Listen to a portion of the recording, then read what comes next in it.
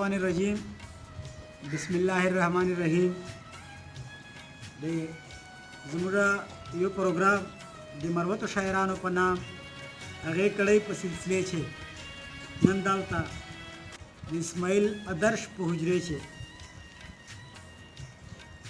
मखामुख किताब सरा दे रिवाज टीवी पर स्क्रीन बांधे देता सो कोरबा मोहम्मद रफीक शाकिर तास तो यो नवा प्रोग्राम पेश कई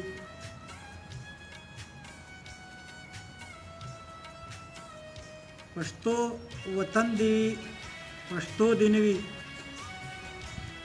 पश्तो वतन देवी पश्तो दिनवी दास कानून पश्तनो दिनवी पगरीबई के चिसोक न दर्द्रुमी पगरीबई के चिसोक न दर्द्रुमी मलकी और को बंगलो दिनवी जमा सरतोरे चिनीनाम शिचरता जमा सरतोरे चिनीलाम शिचरता गैरत पैसले दे गैरत पैसले नूर पर जरगो दिनवी माँ बाचा खान फलसफे दकड़ करे माँ बाचा खान फलसफे दकड़ करे अमन देवी खोपलांजो दिनवी दे इस्माइल आदर्श द गज़ल सरा दे प्रोग्राम बाकायदा आगाज़ को नन बजा लदनदा तपोस को चिता दा अदृश नाम चिदा वले फशकड़ाई दा जानता उदा से कुम मानलरी चिता दा जान सरा इस्तेमाल है। अस्सलाम वालेकुम। वालेकुम सलाम। अवल खुजूर रफीक से अब देता तो डेरा जाता मनन को चिता सुनन माता राहुल माता मोटेम राको ता दसवाल को चिता दा नाम वाली छे दा नाम को लका मामक से इस्माइल बाबर तखलुस हुआ बाबा जान सर बाबर निकल नो बाबर को उर्दू के यो शायर हम बाबर ने ब्या काट कर इस्माइल आदर्श में को आदर्श लका दा मनद छे या संस्कृत जबान दा आदर्श मतलब कई छे आइडिया नमूने तो है मुझे खल्क लका दा से पछताने दी दा लहजा लका उर्दू दौर डेरा लहजा नौला आदर्श न ब्या दा जोड़ सो आदर्श नो मा खैर आदर्श थी तो बस दिल वजह में दा इस्माइल आदर्श को दा तखलुस मा ख्याल दा बंचा अस्ता हम लगा ज़का नन सबा दा माई शायदा नोरा को कुम तखलुसान दी यार चा दवा दरे दरे का सान आ गया तखलुस दा तखलुस दा बुझाई लगी थी चांस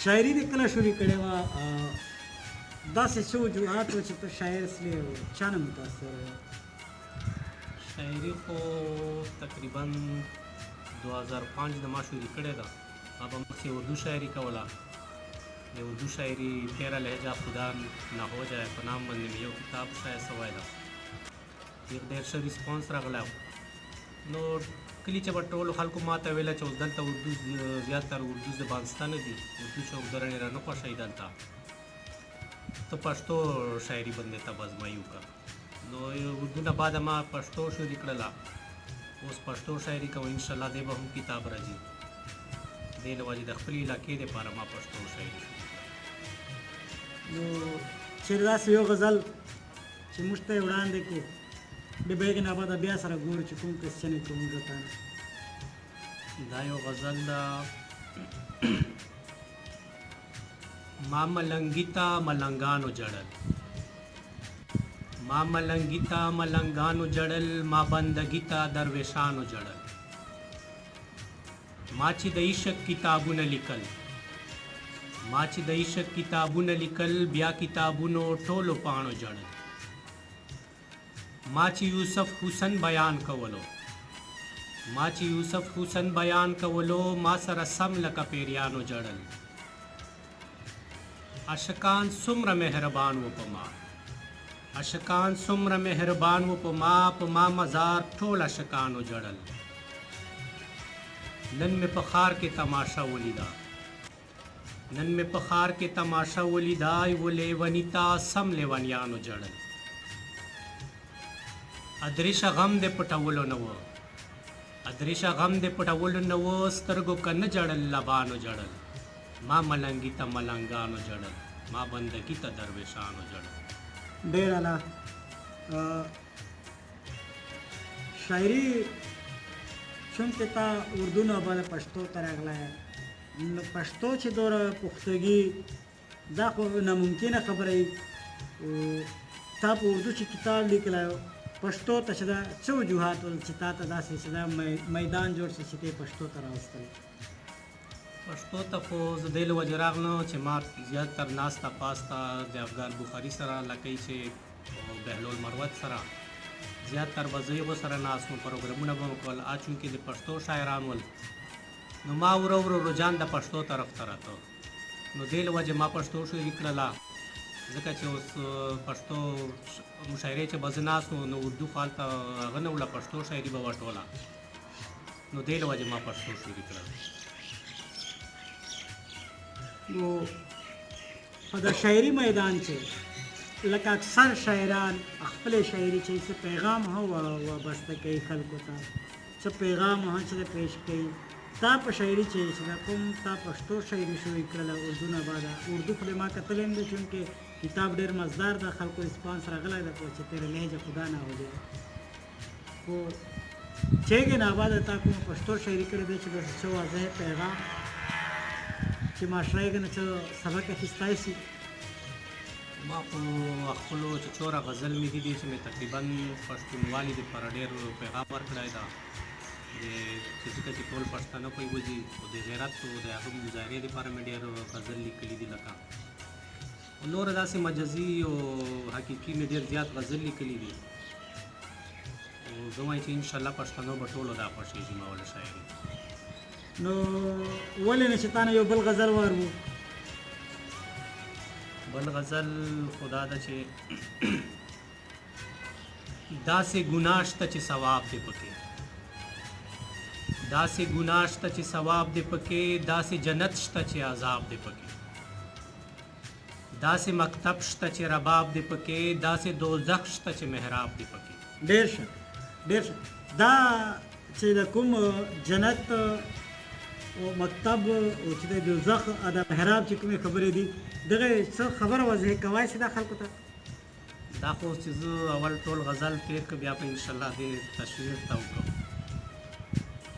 داسې ګناه شته چې ثواب دی پکې، داسې جنت شته چې عذاب دی پکې، داسې مکتب شته چې رباب دی پکې، داسې دوزخ شته چې محراب دی پکې. دلته په ښکلي مخکتو باندې فتوې ولګي، دلته په ښکلي مخکتو باندې فتوې ولګي، هلته کې هورې دي شراب دی او شباب دی پکې. ډېر ښه. دا چې بندونه امید لري څوک، دا چې بندونه امید لري څوک، هغه که مکل دی خراب دی پکې. ملا لږ زړه نه دعاګانې وکړه، ملا لږ زړه نه دعاګانې وکړه، هم دې که زړه دی هم کتاب دی پکې. ادریشه ځان ساته قیامت ورځې نه، ادریشه ځان ساته قیامت ورځې نه، حساب حساب واړه حساب دی پکې. ډېر ښه. اوس دی چې دا دوزخ مکتب او محراب چونکې تا نه مخکې ما غزل په منځ کې چې دا خبره وکړله دی څه داسې پیغام؟ داسې جنت شته چې ثواب دی پکې، داسې ګناه شته چې ثواب دی پکې. دا خو لکه ما د ممتاز قادري کوم ټیم پنسل شوی و هغه ټیم مې دا لیکلی و، نو دا هغه شی ما یې پر لیکلی و چې داسې ګناه شته چې ثواب دی پکې. ده خو په دې دنیا کوم د لارډ میکالي قانون کې ده ګناه کړې وه، خو ده ته اصل نه په هغې دنیا باندې دغه شي باندې ثواب میلاوېده، نو دا فکره ما یې لپاره لیکلې وه. خو داسې جنت شته چې عذاب دی پکې. دا فکره چې کومه ده دا ما مور دپاره لیکلې ده چې مور پښو لاندې جنت وي. اوس که ته جنت ونه ګټې که ته دوزخ ونه ګټې، دا مې هغه لپاره لیکلې ده. خو داسې مکتب شته چې رباب دی پکې. لکه مکتب خو داسې چې پړی ولجي تارجي ته مکتب وایي، یونیورسټي سله هغه سلیغه چې غار رباب هم موجود دي، دا هم ما یې لپاره لیکلې ده. خو داسې دوزخ شته چې محراب دی پکې. دا فکره چې ما لیکله ده دا مې صرف د قیدیانانو دپاره لیکله ده چې هغو ځان دپاره یو جومات جوړ کړی دو، خو هغه ګڼي که نه چې موږ د جومات د ثواب ځای ده، خو موږ دپاره دو دا کوم جماعت ته دا عذاب ده. دو محراب چې جوړ کړی خو ما دا یو دپاره لیکلی چې دو کوم جماعت جوړ کړی ده که نه اصل نه دا عذاب ده دو دپاره. ډېره شکریه. ته په خپلې پښتو لهجې چې داسې یو پیغام عوام دپاره چې هغه په راه راست باندې راسي. پیغام خو لکه ما ټولو شاعرانو ته دا پیغام ده چې زیاتره د خپلې معاشرې د نن سبا او د پښتنو دپاره زیاتره لیک کوي، د پښتونوالي په هغه باندې زیاتره لیک کوي. داسې لیک نه کوي لکه مشره غلط طرف ته چې ونهځي، لکه د نن سبا چې کوم ډي جې میجې راغلي دا زیاتره ډېر بوره اثر پرېږدي. دو د ښه لیک کوي، ښه غزل دی وایي، انشاءالله څوک پرې خوښوي. ډېره مهرباني. قدرمندو، دا اسماعیل ادریش، زه تاسو نه د رواج ټي وي په سکرین باندې اجازت غواړم، خو اجازت سره سره د ده په آخر غزل سره تاسو نه موږ دوه سره اجازت غواړو. دی به غزل پیش کړي او موږ به اجازت واخلو. بل کوربه رفیق شاکر ته اجازت ورکړو. الله په امان. په اخره چې دا غزل ده چې زړه کې مې اور او په سینه کې مې انګار پیدا کا، زړه کې مې اور او په سینه کې مې انګار پیدا کا، خوله مې کړه بند خو په نظر کې مې گفتار پیدا کا. ډېر ښه، ډېر ښه. یو ورته بیا. زړه کې مې اور او په سینه کې مې انګار پیدا کا، زړه کې مې اور او په سینه کې مې انګار پیدا کا، خوله مې کړه بند خو په نظر کې مې گفتار پیدا کا. عشق مادم راحت ته ورسوا، عشق مادم راحت ته ورسوا، مزغو کې بنګ زما په وینه کې کوکنار پیدا کا. ډېر ښه، ډېر ښه.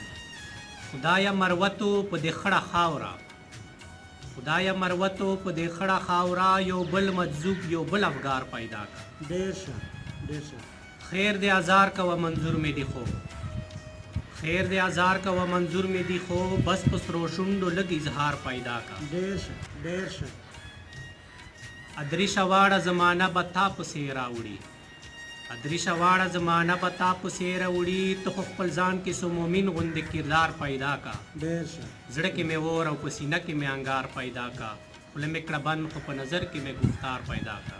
ډېره مننه، ډېره شکریه.